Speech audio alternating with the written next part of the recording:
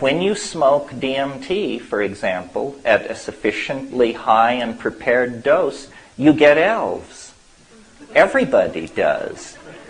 But the real obligation on all of us who are psychedelic astronauts is to go deeper, empower ourselves.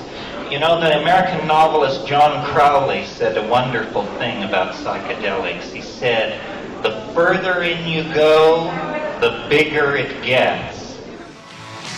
Well, I've been an admirer of Aleister Crowley. I think that I'm carrying on much of the work that he started over 100 years ago, and I think the 60s themselves. You know, Crowley said he was in favor of finding your own self and do what thou wilt shall be the whole of the law under love. It was a very powerful statement. I'm sorry he isn't around now to appreciate the glories that he started.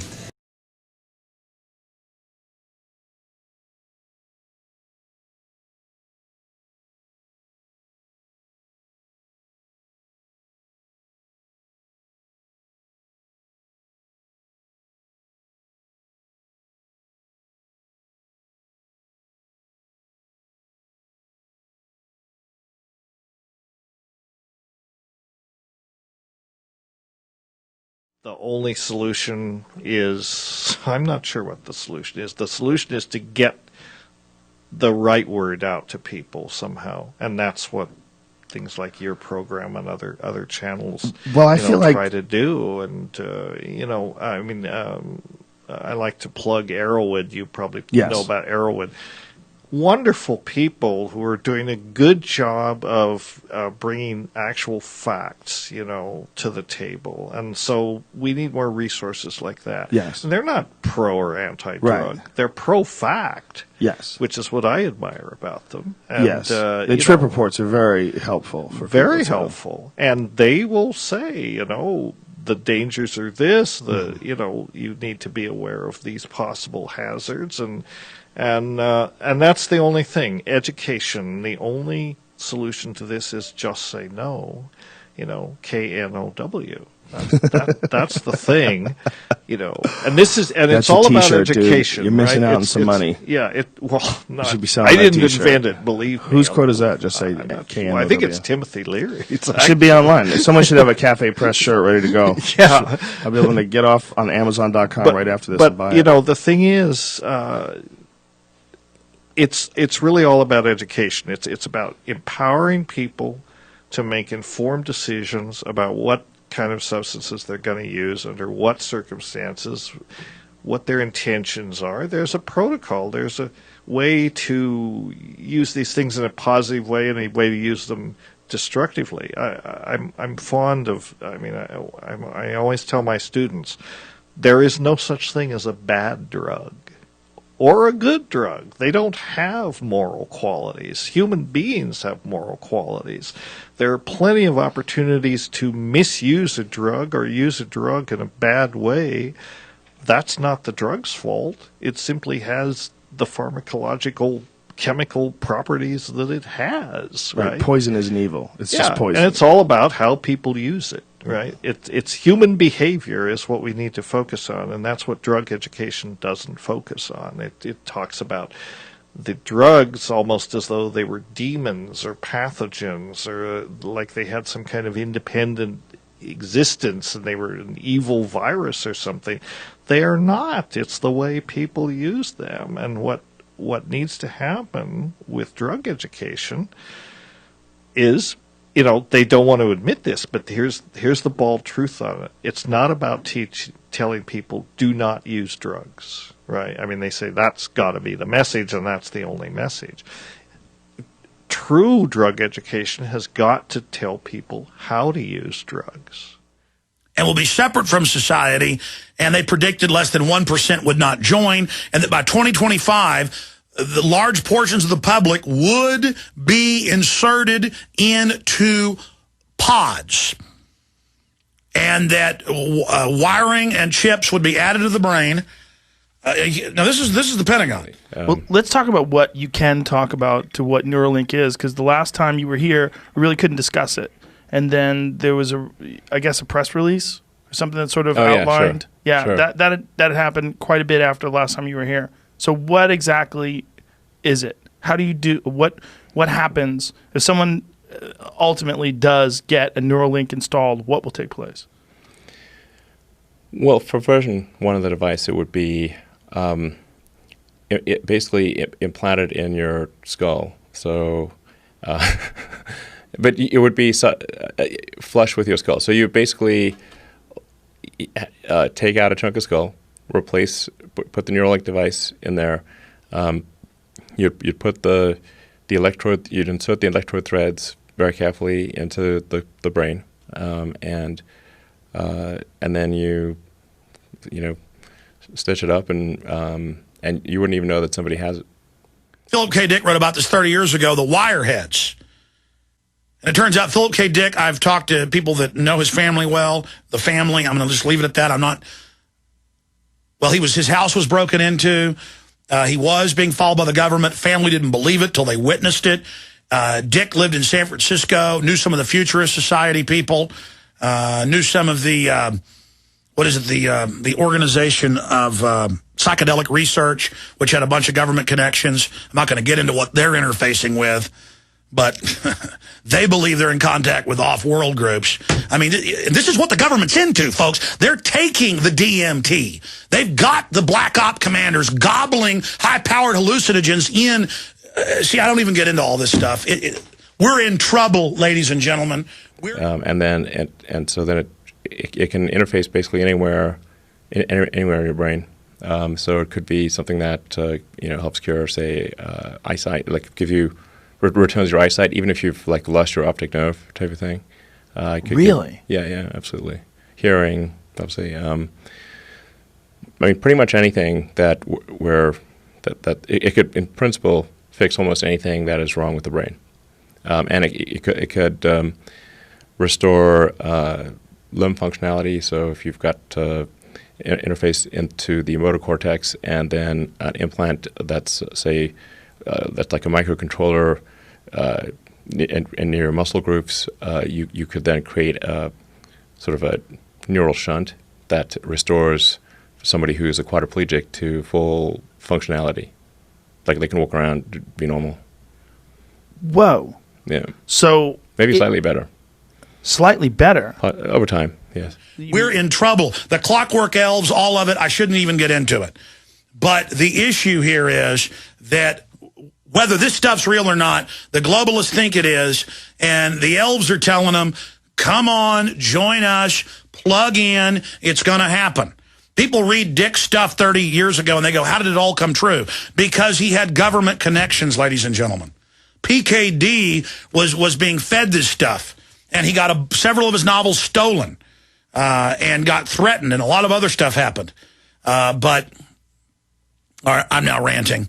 The point is that these CIA people, and if you go back, they're the ones that gave out the ingredients for LSD on the college campuses. They're the ones that synthesized DMT.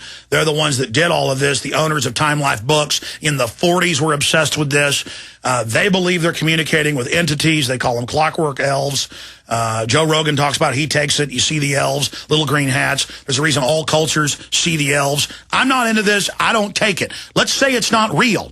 Okay, I don't want national news to say Jones believes in elves. The elite, okay, and most of these old men you see at Bilderberg, there's a reason they're all whacked out of their minds. They're taking DMT. You think they're all a bunch of old men? They're in power because they were into this stuff 70 years ago. They were jacking DMT 70 years ago.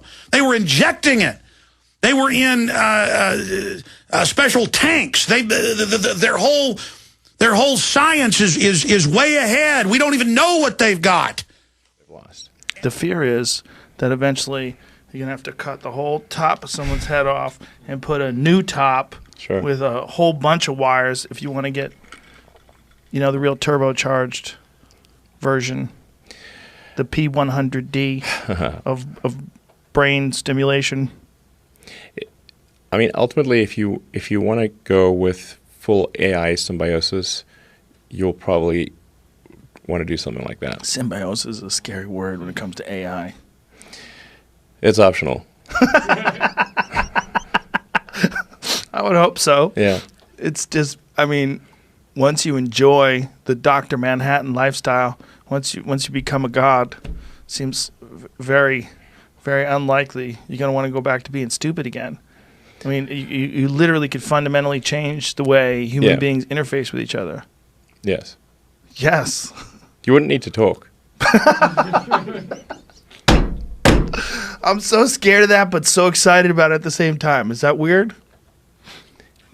Yeah, I mean, I think this is one of the paths to, like think like what are like AI is getting better and better. So now let's assume it's sort of like a benign AI scenario. Even in a benign scenario, we're kind of left behind. We're not along for the ride. We're just too dumb. Right. So how do you go along for the ride? It's like if you can't beat them, join them. So. But that's the kind of stuff I never even get into because you're not ready for it. The globalists don't believe in Satanism. They believe they're contacting interdimensional aliens through the drug use and through the electronic interface, and they believe, and actually write about, Ray Kurzweil, all of them, that they're going to merge with the machines, blast off into hyperdimensional space. And that's why they're so crazy. That's why they want to get rid of us. That's why they're smiling and giddy and acting so nuts, because they believe, if you're a psychiatrist and are hearing this, understand, whether it's real or not, they believe they are in contact with these entities and are being directed by them. That's why they're so evil. And the entities are telling them eternal life, total power, total control, everything you could ever want. Just kill everyone. Set up a world government. Build this design we're telling you. Build what we're telling you. Build this. Build this. Let us through. Build the Hadron Collider. Open the dimensions. Let us in. We're going to really help you. We're friendly little guys. Demons? Aliens? Don't exist? I don't know. I only cover what I can prove. But now, I'm telling you, one of the big secrets of the elite, okay? And that gets pretty David Icke-ing. I don't know if any of that stuff's real, ladies and gentlemen. But the point is, that's what the elite are into. That's what they believe. That's what's going on. And I know people separately who lived in San Francisco that knew PKD and other people and the government folks involved in all of it. I get a lot of information at this level. Oh, my God, we're screwed. We are in so much trouble, ladies and gentlemen. We've got a bunch of lunatic elites thinking they're talking to little gray men who are telling them how to get eternal life. Does that sound like a good idea to you? Whatever it is, they believe it. Whether it's, I mean, why would there be in every culture, you can get a Chinese person, they've gone and given DMT to tribes that have never been in human contact, and they see the little gray men, the little elves with the green hats. Yeah, they fly around with Santa Claus, all right, folks. Okay, and now I've just got into a whole other area here with you. I'm just going to get real here on the show from here on out. Okay. Yeah, here it is. Army names top builders of virtual worlds. Army seeks smart bots in virtual world. And see, here's the problem. Everything I just told you. Search this. Pentagon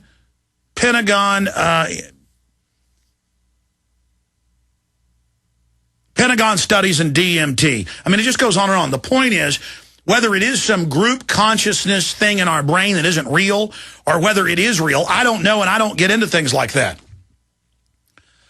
But the point is, the elites believe they're in contact. Okay, they think it's real. I won't take DMT to find out. And I don't recommend you take it either. Supposedly hallucinate for about 5 minutes, don't even know where you are. And it can all the heads of the 60s that it turned out were CIA and FBI. All the main guys, it turned out, who see the mescalito and they take enough peyote, the little elf. They're not seeing pink elephants, folks. And these little elves are telling them, do this, do that. A lot of these scientists will tell you, oh, we got this idea to go this way in technology from the Clockwork Elves. Oh, they build things. Yes, they do. Now, I'm not saying any of this is real, but the Pentagon is whole hog in this stuff for 40, 50 years. I mean, it is true that when you smoke DMT, for example, at a sufficiently high and prepared dose, you get elves. Everybody does. You may not believe it, But on the other hand, it only takes 5 minutes to prove that I'm bullshitting you 100%. You want contact? You want elves? You want alien intelligence? You'll have it up the kazoo. Reality dissolves and you're there. Like the last one that I had was very strange. Like there was these jesters that were giving me the finger. They kept giving me the finger. I'm like, what is this about? And there's this weird fractal thing that's constantly going on.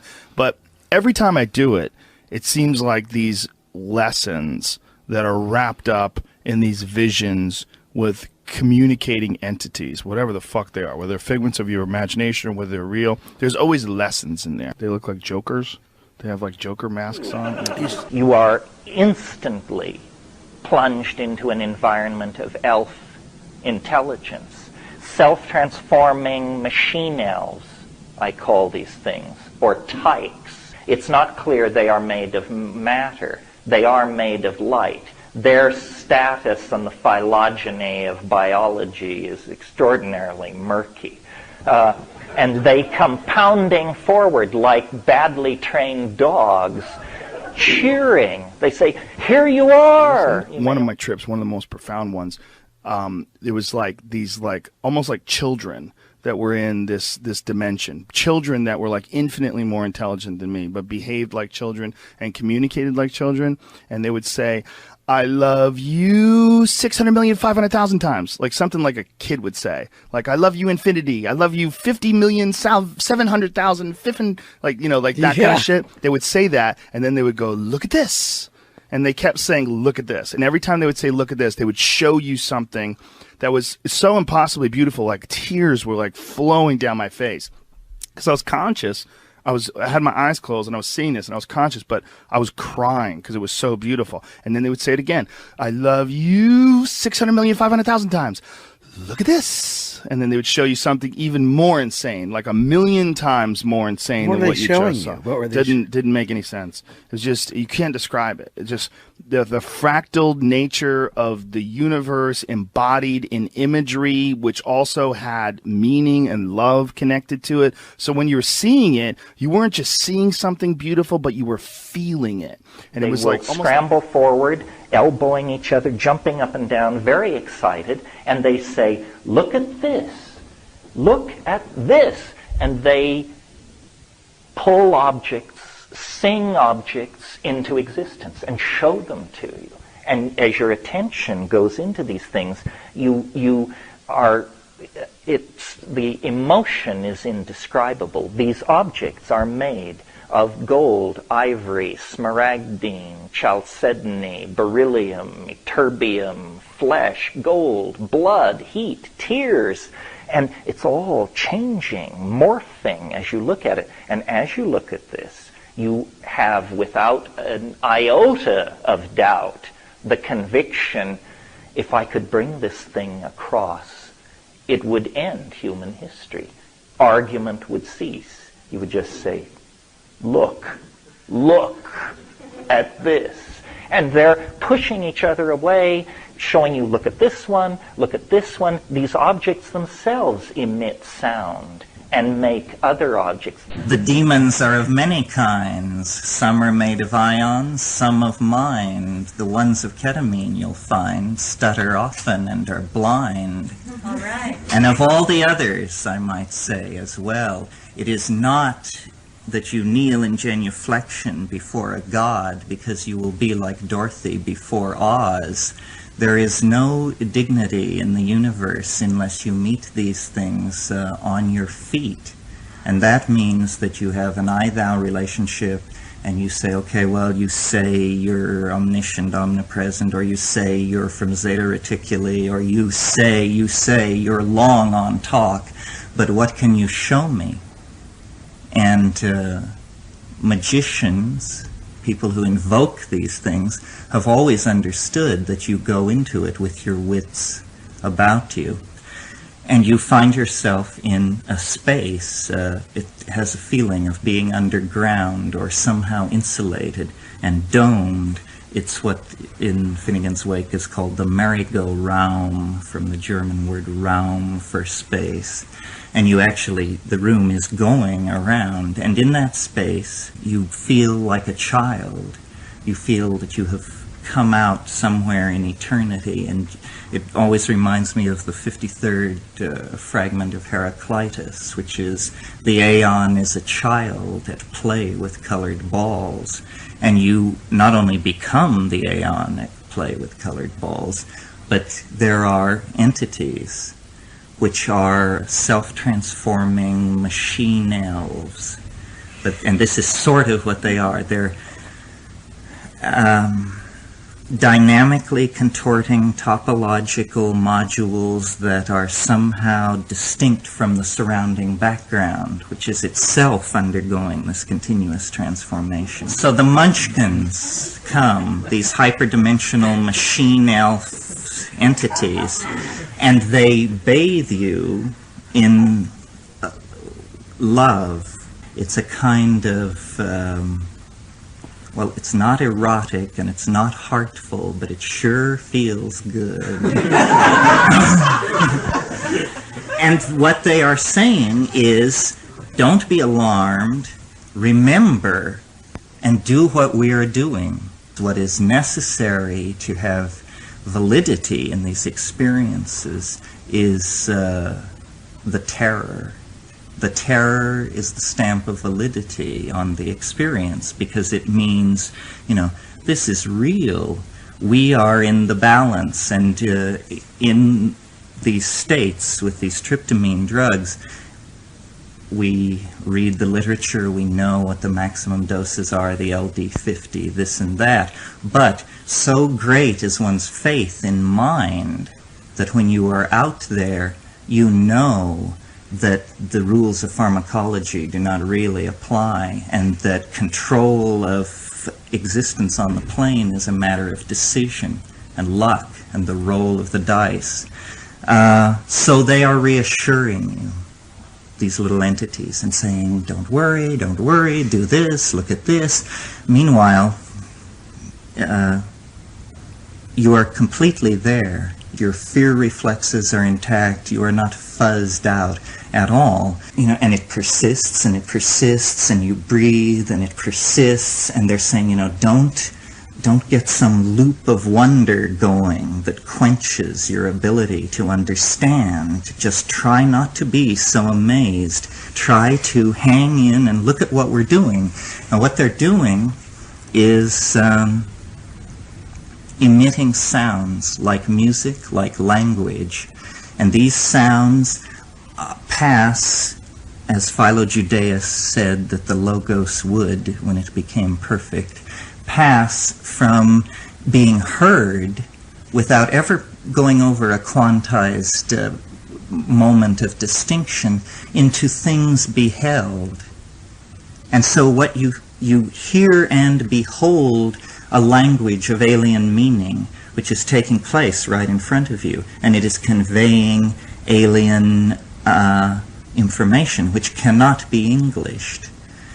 Now, being a monkey, there is a kind of cognitive dissonance that is set up in your hind brain when you encounter an unenglishable object, because you try to pour mind over it, and it just sheds it like water off a duck's back. And then you try again, and you are looking at it, and this cognitive dissonance, this wow or flutter that is building off this object, causes wonder or awe at the brink of terror. So you have to keep controlling that.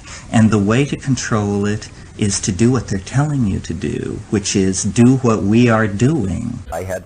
Let us go back to our Egyptian religion, where we learn that Ptah, P-T-A-H, the potter of Memphis, the deity who fashioned the world upon a potter's wheel in the form of the egg of Seb, the great mother goose. By the way, a little tie-up to our fairy stories and our mother goose legends, because in several religions the world was created in the form of the egg of a mother goose. Rather curious. But folklore has stepped in and distorted these things almost beyond resemblance to the facts. But Ptah, who fashioned the world egg, similar to the world egg of the Greeks, which broke into the golden and silver hemispheres and gave birth to Castor and Pollux. But this egg, fashioned on the potter's wheel, was the work of the master builder, the master potter.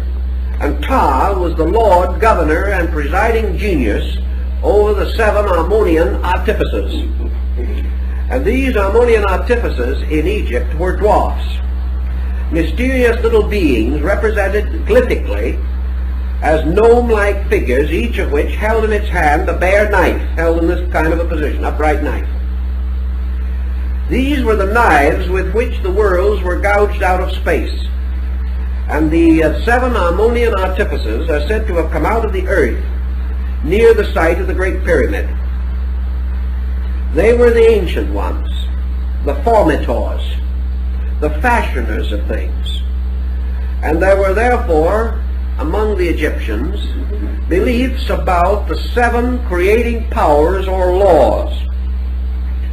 In the ancient Kabbalah, the creating fiat or word was spoken in the form of the 7 vowels, 2 of which again were mystery vowels or secret letters, which could not be known, and for the deficiency of which the great name could not be restored, captured, or preserved.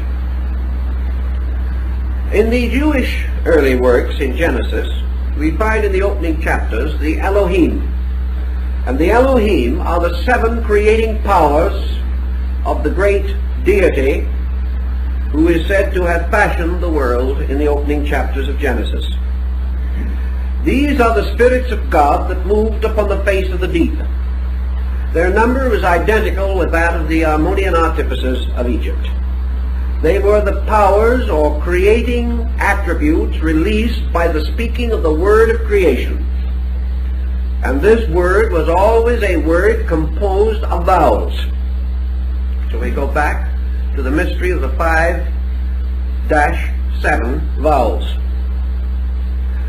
All these things point to some kind of a doctrine, which frankly and obviously is very difficult to trace after so long a time, but it meant something and had a very clear and definite bearing upon the entire structure of the universal organization as it was known to the ancients. In 2011, my channel was shut down one other time, and it was for broadcasting my own interview with Joe Rogan on my channel, and my channel was shut down for over a month because of that.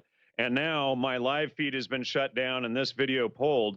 I can't say it was because of him, but, you know, for warning kids away from doing drugs. And, you know, I've got over 20 years of research in psychedelics, ethnobotany. I've renamed them to suggestogens because they cause hypersuggestion.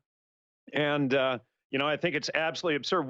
What community guideline was violated for warning kids not to do these substances? Infowars.com. See the censored Joe Rogan DMT expose.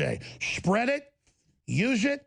Last time they tried to censor something, we got 14 million views. Believe me, I had to pay for it. 14 million views when Drudge linked to it. So, everybody, get the expose they don't want you to see at Infowars.com. It's absolutely free.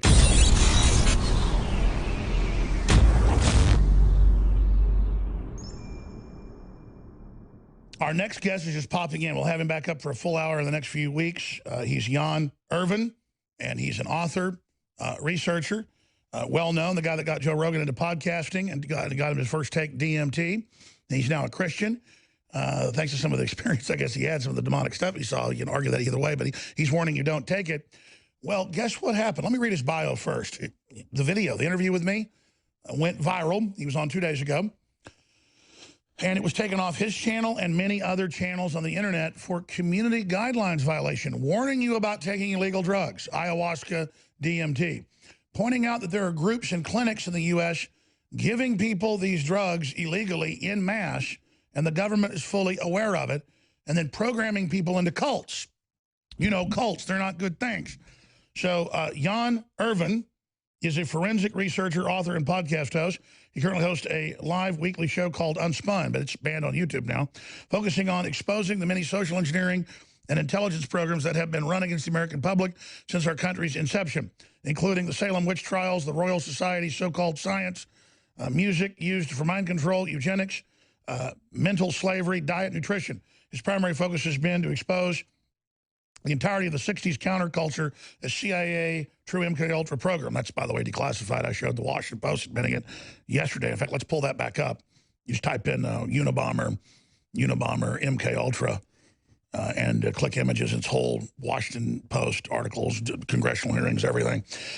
His shows are now in their 10th year, having done nearly 450 in-depth interviews, as well as interviewed on 300 other programs, including InfoWars, Alex Jones, 2011, and again 2019. His website's at logosmedia.com. So he's popping in with us. We'll do a document cam shot for TV viewers, because we did an interview. We talked about professors and others that admittedly work in CIA programs. We talked about Joe and how they took DMT together, which Joe admits. He talked about his view that Joe is now the new Timothy Leary promoting this, and it was taken down off his channel in good standing for over a decade, and now his live streaming's been banned. And document cam shot, please. Hi, Logos Media, and they go on to say you violated the community guidelines. So if you try to stop Google, with the Google executives admittedly obsessed with ayahuasca, DMT, and the rest of it, and you tell folks that they might want to protect their kids from this, that's bad. Just like it's now bad if you don't want your 5-year-old to be at school when they have drag queen day, where a full-grown man comes in and shakes their butt in their face, and your child puts $5 bills in their G-string. That's obscene to not do that. So to tell kids, watch out for DMT or ayahuasca or cults, you're bad, because Google is a cult. They're now banning the word family. As you may know, our community guidelines describe which content we allow and we don't allow on YouTube. Your video, AJ, first person to give DMT to Joe Rogan and Eddie Bravo, reveals darkness behind the drug. Wow. The darkness behind the drug, bad trips, bad experiences. My God, we're telling people not to take something way stronger than LSD. Wow, you can't allow that? I mean, Alex Jones doesn't want schools teaching 4-year-old girls how to masturbate and insert dildos. Yeah, we can show you mainstream media teaching 4- and 5-year-old girls how to have sex with a machine, and you know they take our videos down. It's obscene to not teach little girls in school how to masturbate. Jocelyn Elder said, reach down and help them. Yeah, she's the good person.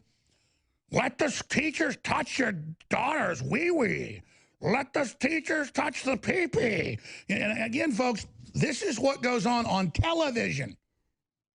Teach your son how to use a dildo. Teach your daughter how to use it. It's good. And if you're a local radio listener or whatever saying, this is crazy, we're streaming video of it now. TV stations are carrying it. You're saying, well, this shouldn't be seen. I agree. Adult television shouldn't have this. This is being shown to children in public schools. This is the agenda. So get them on drugs. Get them sexualized at an early age. That's the Aldous Julian Huxley plan. When we come back, we'll go to our guest. We got to back the next guest up 15 minutes. I want to get him on, but I promised the caller. I wanted to get this gentleman on because, again, we did a very fair analysis report about DMT and about one of the top podcasts in the world with Joe Rogan just on every show. He had Mike Tyson on, reportedly. I read the transcript. Just everybody should take it. It's great. Take DMT, take ayahuasca. There's all these people calling themselves shaman, running cults everywhere, programming people with it right here in Austin. People I know, they're having bad experience. I know a bunch of people who've died taking it. You hear about it all the time. Oh, we went down to Peru and died. Or, yeah, a guy died outside Dallas on it. And it's just crazy, the stuff that's going on. Well, hey, the Aztecs thought it was wonderful, but, oh, you violated the community guidelines. Jan Irvin. So thank you for joining us and now responding to this. We've posted the interview to Infowars.com, where good luck getting it taken down. Joe's welcome to file a lawsuit if he wants. We can prove it all in court. See the censored Joe Rogan DMT expose. Find out why the intelligence agencies secretly promote the use of psychedelics. Good luck suppressing this, because all I'm going to do now is I'm going to start releasing everything about Austin and everything else. So just get ready for that. Hope you enjoy all of it. Go ahead, sir. Yeah, you know, and we didn't even get into on it, et cetera. But, You know, Alex, in 2011, my channel was shut down one other time, and it was for broadcasting my own interview with Joe Rogan on my channel, and my channel was shut down for over a month because of that. And now my live feed has been shut down and this video pulled. I can't say it was because of him, but you know, for warning kids from away from doing drugs. And, you know, I've got over 20 years of research in psychedelics, ethnobotany. I've renamed them to suggestogens because they cause hypersuggestion. And, you know, I think it's absolutely absurd. What community guideline was violated for warning kids not to do these substances? And, you know, it's absolutely absurd. You know, you've got the thing up there on screen, but I have a small company and I run mostly on donations, you know, and so this affects my livelihood as well. And I appreciate your listeners for supporting my show and subscribing to my channel and everything. They didn't pull my channel down this time, but they did kill my live feed. I had you know, right before my show last night with Lloyd DeYoung regarding Islam, they pulled the feed. I had to, you know, scramble to get it up on my Patreon feed. We only got a handful of the people who realized that the feed had been switched over to Patreon, and who knows how long it'll be until Patreon shuts it down. But, you know, that's the message. That's the message is don't get in the way of Google and its ayahuasca DMT cult pushing, because we know Google's obsessed with taking hallucinogens. We know San Francisco is. This is their cult. This is how cults control people. This is mind control. This is how these people operate. Yeah, you know, and, you know, I even had guys that I know were key players behind MK Ultra, like this guy, James Martinez contacts me yesterday. He worked with Walter Board. He worked with Dr. Andrea Puharich. He was part of the Council of Nine that we talked about on our shows, worked with guys like Uri Geller, et cetera, who admitted on Red Ice years ago that he was CIA. But, you know, these guys were tied, you know, this guy's tied in from several different directions from what he even admitted to me in his email to me, and he's threatening, you know, to go on your show, and he's going to write a letter exposing me as a fraud and all of this stuff. You know, but he doesn't even realize the level of research that I have in MK Ultra and these guys. Yeah, if I was you, I wouldn't worry about all these little guys, okay, that are all trying to have their own deal.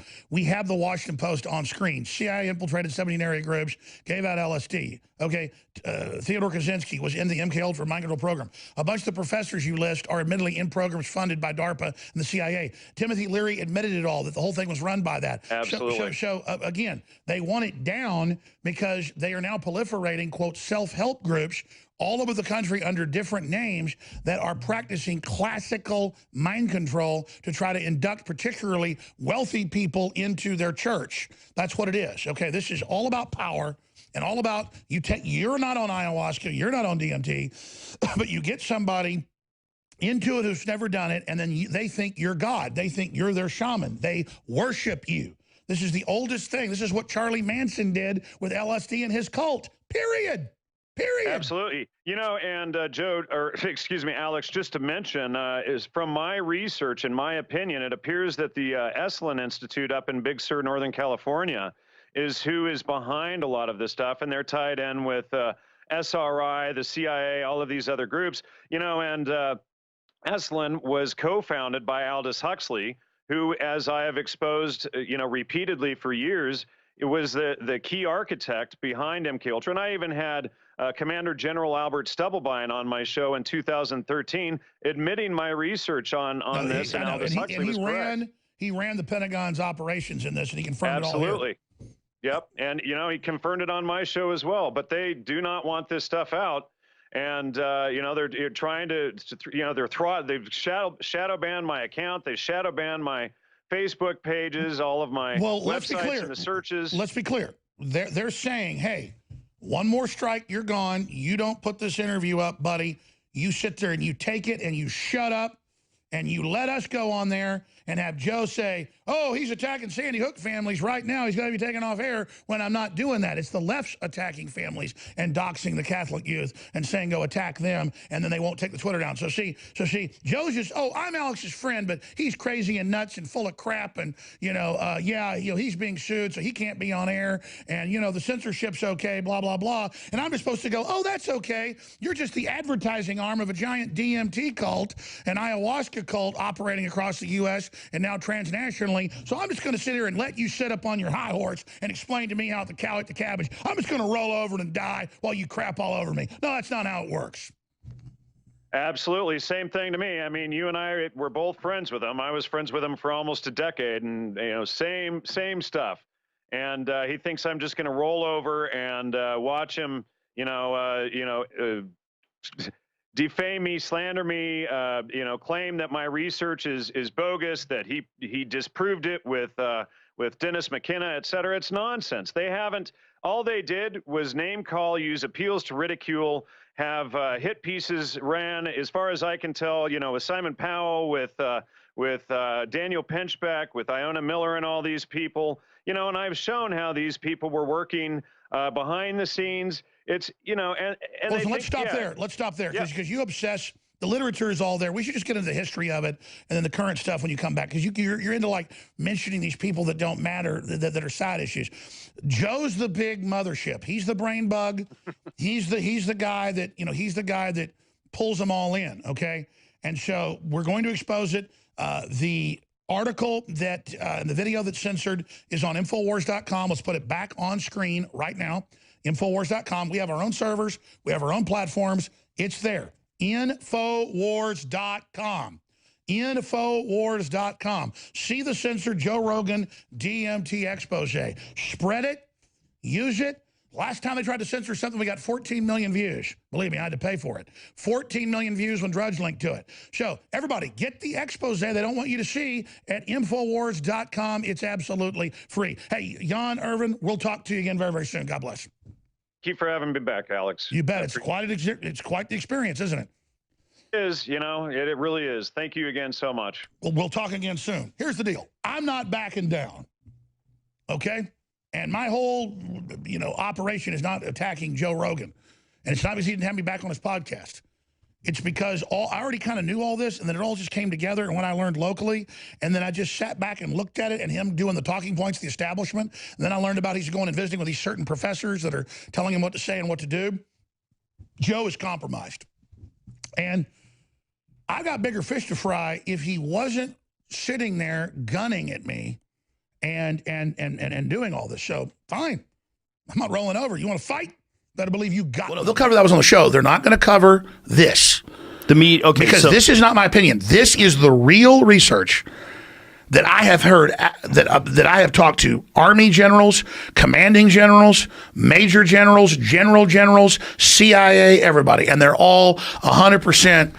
And I thought it was a psyop before, and then I've researched it. I've talked to hundreds of people now, not on air, but I'm going to make a film on this, who've taken ayahuasca and DMT. I've not taken it, and for obvious reasons.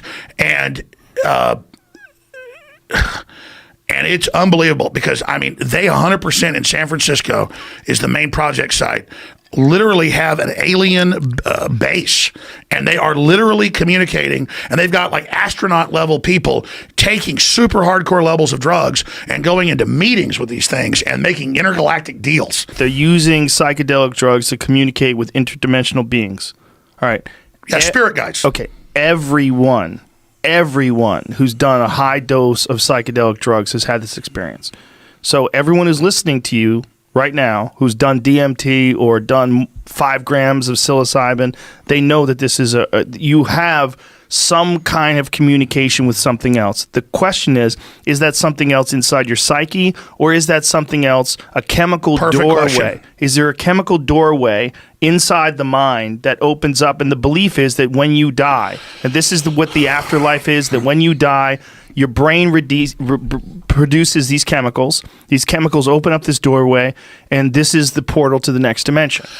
So you're saying that the government is aware of this, and they must be aware of this. They've heard enough people talk about it. They must have done experiments on it. What do 'Cause it's an scientists do? unbelievably They potent want to know thing. the secrets of the universe. For sure. And people that have the courage to experiment with these things and try them themselves realize that this is such a profound experience that it's so alien that if an alien landed right now in our parking lot and a little gray man with big black eyes got out, it would be nothing compared to what I've seen on psychedelic trips. Well, let me just tell you, me getting into this, Joe, is just because so people need to understand that I've known about this for a long time. And I just don't think people are ready for it. But a lot of folks who have low oxygen and who have 9-volt brains. Well, who have sleep apnea, big necks, big heads, tongues go big. Like you and me. You go down to 62% oxygen. That's another time that the brain releases DMT. So my whole life, since I was my first memories were every night was a DMT trip. So I basically, I don't want this to sound arrogant, it's not. I've seen everything. Well, I believe that when you're dreaming, it's most likely the same chemicals that are being released. Well, a key point, when you go into the REM sleep, it opens the gate, which scientists have proven your brain is working in the 4th, 5th, 6th dimension. And if you can work into those dimensions, you can see beyond it. So what I'm trying to tell you is this. And I know you already know all this, Joe. But for your audience, here's what's happening. I'm not saying you're bad. I never said you were in the CIA. I say the CIA is on record with Timothy Leary and everybody promoting hallucinogens in the 60s. They admitted that it was a plan to try to see what it would do in the public to make them more suggestible. But there's a larger program, and then they kind of backed off because it kind of got out of control and actually created some people that were actually fighting them. So it didn't have the effect they wanted. So then they moved on to the ayahuasca and the DMT that they promoted, which good, strong people that have a compass don't have problems with, but weak-minded, stupid people and others. Here's an example. This guy's smart.